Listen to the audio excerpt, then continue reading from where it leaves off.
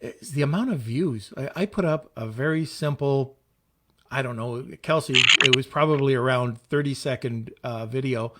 And we ended up, I mean, you're going to cringe at this, but I thought, wow, we got 150 views. And No, then that's really good.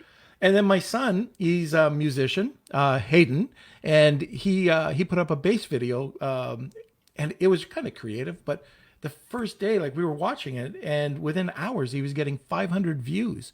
Like the amount of views you can get are incredible. Yeah, absolutely. And again, that's really due to its algorithm that wants to test and find an audience for your content.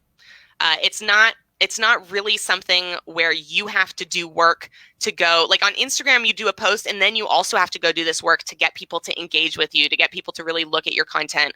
On TikTok, the algorithm does all of the work for you after you've created the content and posted the video. And there's quite a beauty to that. It really allows you to focus on creating better content, which, if you guys think about it, if you got good at creating video content, you would win in your business, hands down, period. If you get to a certain skill level of being able to produce video that people want to watch, that connects with people, you are going to make more money in your business. And so I love looking at TikTok not only as a platform, but really as a tool to help you improve your own marketing skills. Are you able to repurpose the videos that you have on TikTok?